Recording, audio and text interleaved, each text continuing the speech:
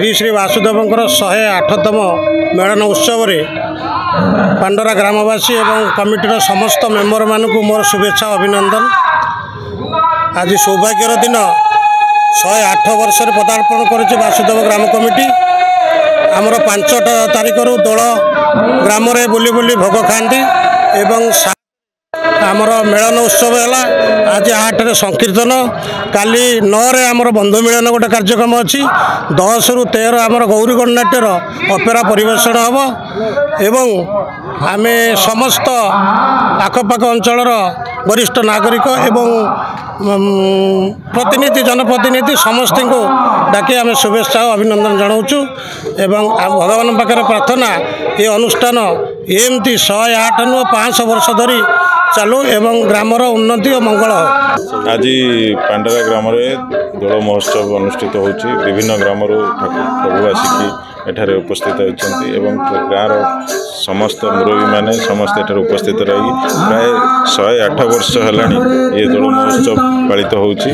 समस्त ये परंपरा को बजाय रखिंट आज उत्तर निर्वाचन मंडली में मुझे कहबी प्रत्येक ग्राम प्रत्येक जगार आमर कला संस्कृति ओडिशार कला संस्कृति को बजाय रखा एवं निश्चित भाव में आमर समस्त भाई मैंने एठारे सहयोग करी एक सुंदर परिवेश सृष्टि कर आशा रखुची एमती प्रतिवर्ष निश्चित भाव में ये दोल महोत्सव पालित हो ग्रामर तरफ आहरी आसंता वर्ष धूमधाम पालित हो मोर संपूर्ण विश्वास। समस्त ग्रामवासी मैंने ये दोल महोत्सव को पालन करने सहित भाईचारार गोटे बार्ता सृष्टि कर। मो ना भगवान सुबुद्धि ग्रामर प्रेसिडेंट जाओ आज आम वासुदेव ग्राम कमिटी समस्त साहाय्य सहयोग आज की दीर्घ 108 वर्ष हो गला मेलन अनुष्ठित हो आसुची।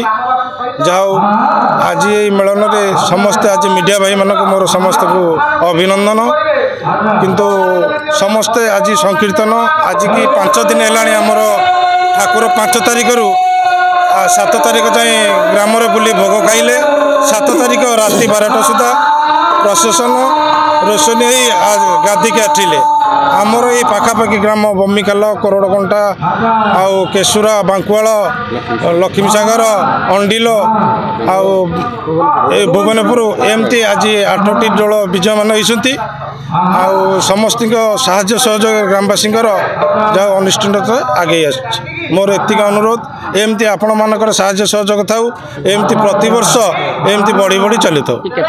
ये आज की 108 वर्षर अनुष्ठान आज की 5 दिन है मेलन चली आसी 5 तारिख भोग खाऊले 7 तारिख दिन आमर रोशनी ठाकुर सबू रोशनी गादी आसी गादी विजयमान कर पाखापाखि ग्राम जहाँ 8टी ग्रामर ठाकुर आसी आम गादी बस आमर अनुष्ठान वासुदेव ग्राम मेलन 108 दीर्घ 108 वर्ष है अनुष्ठान होमर 5 तारिख ठाकुर बाहरी ग्रामर परिक्रमा कर समस्त घरे भोग खाई 7 दिन आमर जमाण है तेणु आज हूँ संकीर्तन आमर 10 तारिख 10, 11, 12 3 दिन गौरीगण नाट्य फ्री सेल यात्रा परिवेषण कर तेणु ग्रामवासी साहाय्य सहयोग और आखपाख लोक समस्त साहाय्य सहयोग ये अनुष्ठान आगे चलती तेणु भगवान वासुदेव पाखे आम ये प्रार्थना एम अनुष्ठान आगे चलू। मु गोविंद चंद्र साहू वासुदेव ग्राम कमिटी पांड्रार सेक्रेटरी अटे।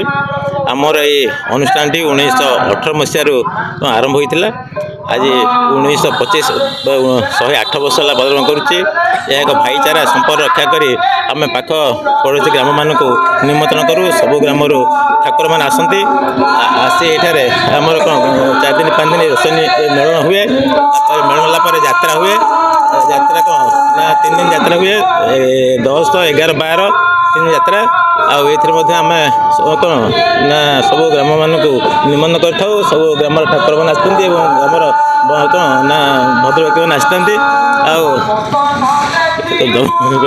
ये आम तो मेलन देखिनु आमर पितृपुरुष मैंने 1918 मसीह बहु बाधा विघ्न उत्पीड़न सत्ते जितेबले ब्रिटिश राज्य को शासन करुला आम देश को शासन करुला से समय ही आमर এই মেଳନଟି ଅନୁଷ୍ଠିତ ହୋଇ ଆସୁଅଛି। ଆମେ ଜାଣିବାରେ ଆମର ସ୍ୱର୍ଗତ ଜୟକୃଷ୍ଣ ପ୍ରଧାନଙ୍କ ଶିଷ୍ୟ ଭାବେ ଆମେ ପରିଚିତ ଏବଂ ତାଙ୍କରି ଅମଳରୁ ଆମେ ଅନୁଷ୍ଠାନରେ ଯୋଗ ଦେଇଛୁ।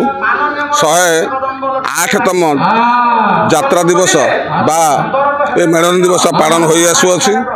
ପାଖାଆଖ ଅଡ଼ୋଶୀ ପଡ଼ୋଶୀ ଗାଁର ଭାଇଚାରା ରକ୍ଷା କରି ଆମେ ସବୁ ଗ୍ରାମର ଠାକୁରମାନଙ୍କୁ ଏହି ମେଳନକୁ ନିମନ୍ତ୍ରଣ କରିଛୁ ଏବଂ ସେମାନେ ଆମର ନିମନ୍ତ୍ରଣ ରକ୍ଷା କରି ଯଥାବିଧି ଉପସ୍ଥିତ ଅଛନ୍ତି।